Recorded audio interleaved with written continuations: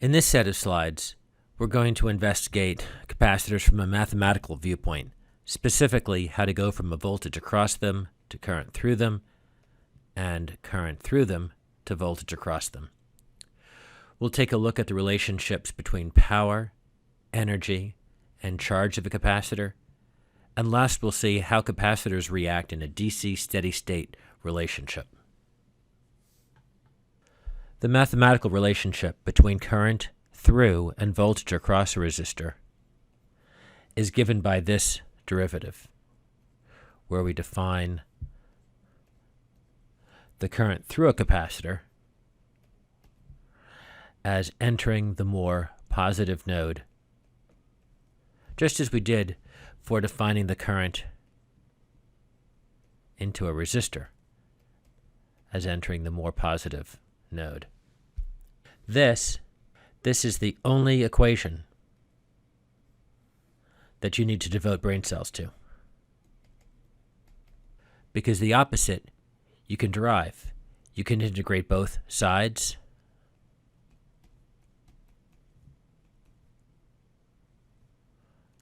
Capacitance would come out of the integral. And of course, the integral of the derivative is just voltage. Divide both sides by C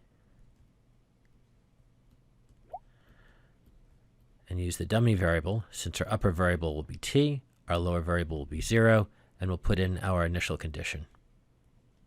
And that relationship, although important, is one you should be able to derive from the simpler derivative relationship. So let's give a quick example of both of these. The first is an example of a Gauss gun. Now, in an example of a Gauss gun at a given class, I've got a 12-volt source, and I charge up a capacitor with it using a switch. So I initially throw that switch down, let the capacitor charge up to 12 volts, and then,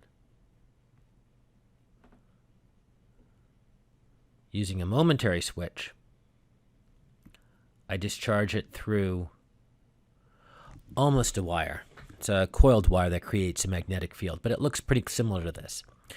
So what happens? When we charge our capacitor up, it's charged to an initial value of 12 volts.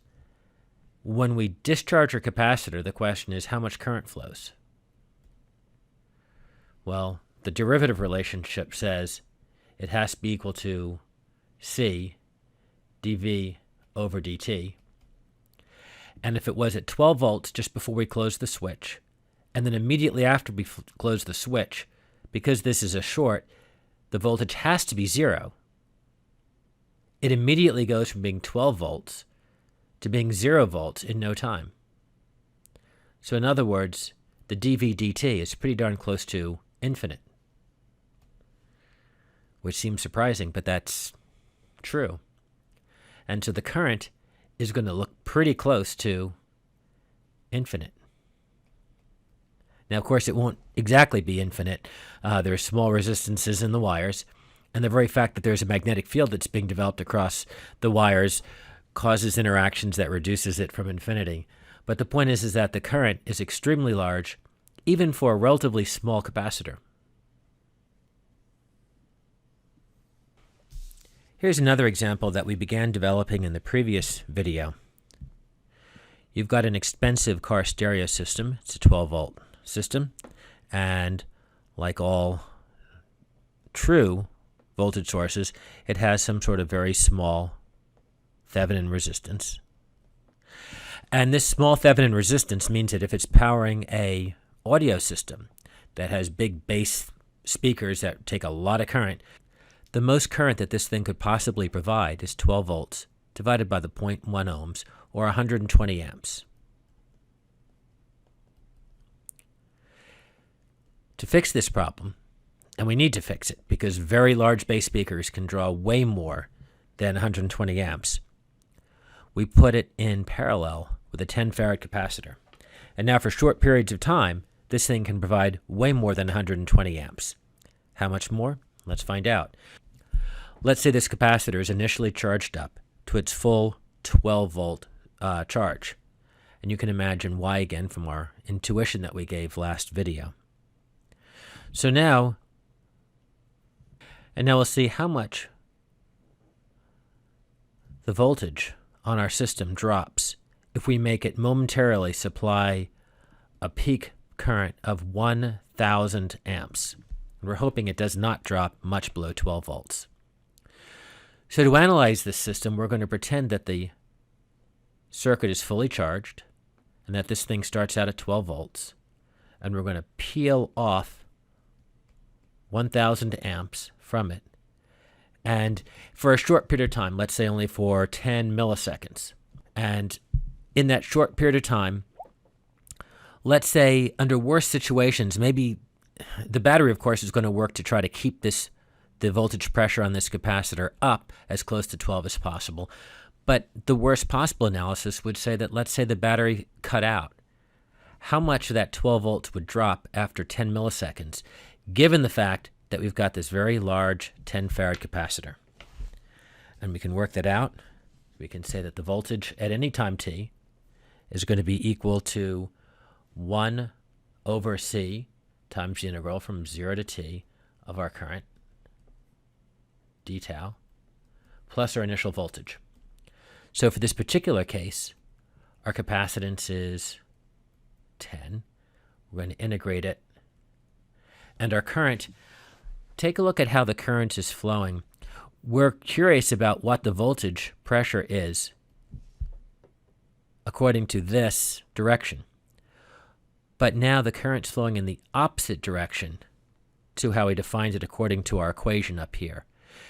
In here, the current's flowing into the more positive. Here, the current's flowing into the more negative. And that means we have to define this current as not being a positive 1,000 amps, but being a negative 1,000 amps. And our initial voltage, we said it was charged up to 12 volts.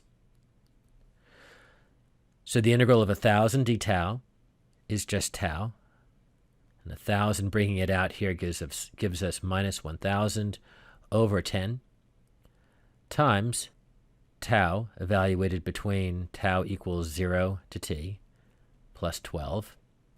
And that's just going to be 100t minus plus 12, or 12 minus 100t. So to answer the question about what is the voltage at 10 milliseconds, it's going to be 12 minus 0.01 seconds times 100, and that's going to be 11 volts. So even with the battery off, the voltage on that capacitor only dropped from 12 volts to 11 volts, and if that battery was on, it would even be higher. That's the benefit of having a very large value capacitor in parallel with a voltage source. It tends to allow that voltage source to provide huge amounts of current, far in excess of what it could have otherwise provided for short periods of time without the voltage changing much.